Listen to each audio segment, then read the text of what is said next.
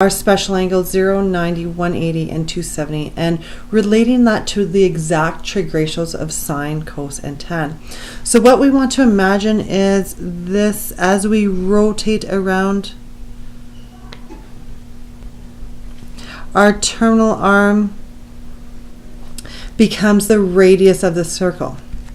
So more specifically, because we're talking about a unit circle, we're going to consider this circle with a radius of 1. So when we consider this point as it rotates, this point that reaches the end of our terminal arm has some x coordinate and some y coordinate. So when we consider our angle here, the units of our horizontal of our triangle would be x units and the vertical would be y units. So when we talk about our sine, cosine, and tangent ratios, well, sine of theta is going to be opposite, which is y, over 1, which ends up to just be the y coordinate of that point. Our cosine ratio is going to be adjacent, which is x, over hypotenuse over 1, which ends up to be the x coordinate of that point. And our tangent ratio, opposite over adjacent, simply becomes our y coordinate divided by our x coordinate.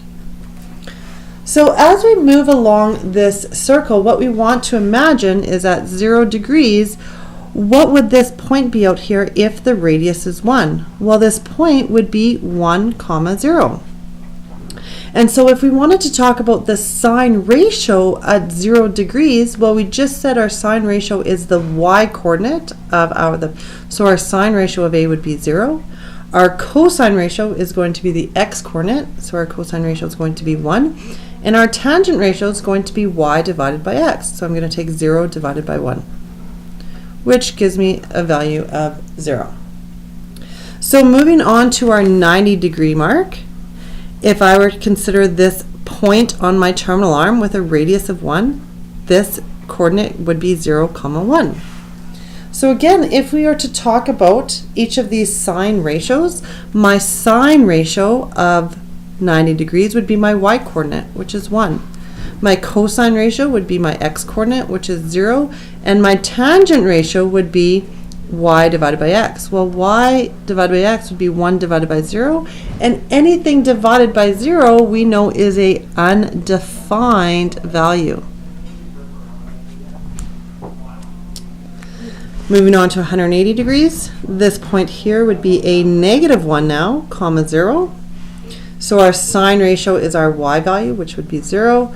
Our cosine ratio is our x value, which is -1, and our tangent ratio would be 0 divided by 1, or -1, which would give us a value of 0. And then finally, our 270 mark, this point here would be 0, -1. Therefore, our sine ratio of 270 would be a -1. Our cosine ratio would be 0, and our tangent ratio would be -1 divided by 0, which again is going to give us an undefined value. So when you're considering the exact values of these special angles, this is what we have to consider: the point of that value on our unit circle and how sine, cos, and tan relates to this point specifically.